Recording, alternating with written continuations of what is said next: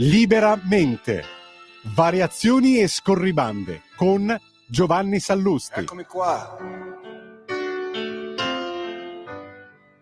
Sono venuto a vedere lo strano effetto che fa la mia faccia nei vostri occhi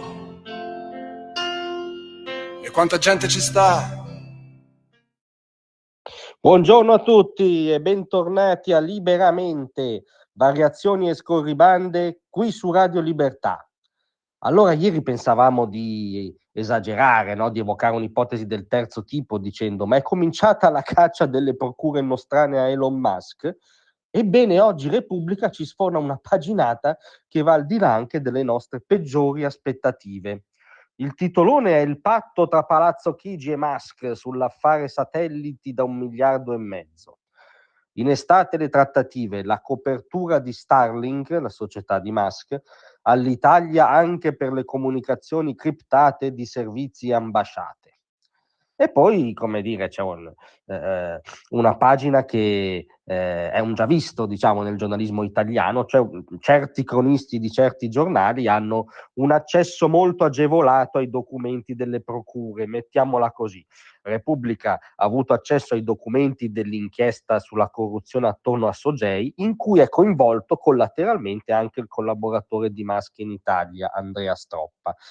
E già questa, come dire, è la consueta anomalia italiana, ma quello che è interessante è proprio la discrasia di piani, cioè si parla di cose serissime che coinvolgono il sistema paese, che coinvolgono gli apparati di sicurezza, di difesa, probabilmente anche l'intelligence, come se si parlasse dell'inchiesta contro un assessore sgradito, diciamo, del centrodestra di un qualche paesino italico.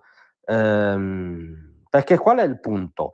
Si fa riferimento alla corrispondenza tra questo militare, Masala, e appunto il referente di Musk in Italia, sull'accordo che a quanto pare si stava trattando tra il governo e Starlink. Per cosa? Per l'utilizzo dei satelliti nelle comunicazioni sicure delle nostre forze della difesa, della Farnesina e dell'intelligence. Cioè non si parla più solo del fatto che la società di Musk poteva garantire la copertura, diciamo, a tutto il paese della banda larga, anche di quei 7 milioni di indirizzi civici che non erano coinvolti, ma si va su un piano molto più serio, molto più strutturale, che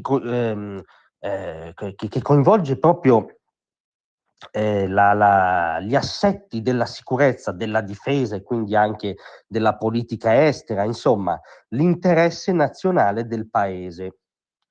Perché infatti il governo aveva iniziato a valutare la fornitura dei satelliti di Musk, dice Repubblica, per i ritardi di Iris-2, la costellazione europea che doveva provvedere anche a questi scopi, che quindi, ribadisce Repubblica, l'esigenza non era solo rispettare gli obiettivi del PNRR e raggiungere anche le cosiddette zone bianche, i 7 milioni che non hanno accesso alla banda larga, ma anche avere connessioni sicure e performanti in particolari situazioni di crisi. È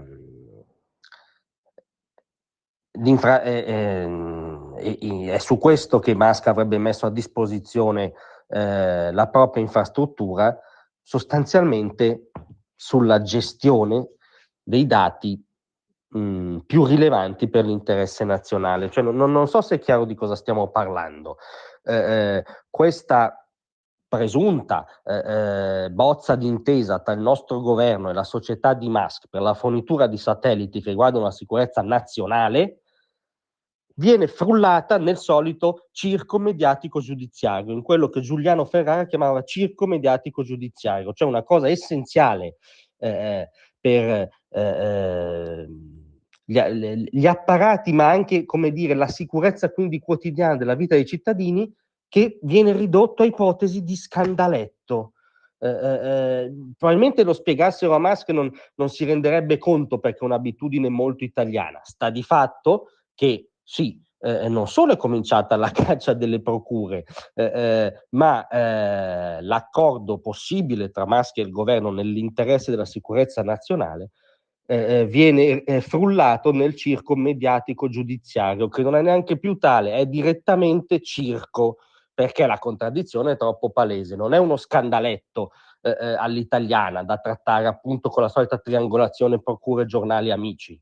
È una cosa che riguarda gli assetti profondi del paese, o almeno così dovrebbe essere in un paese avanzato.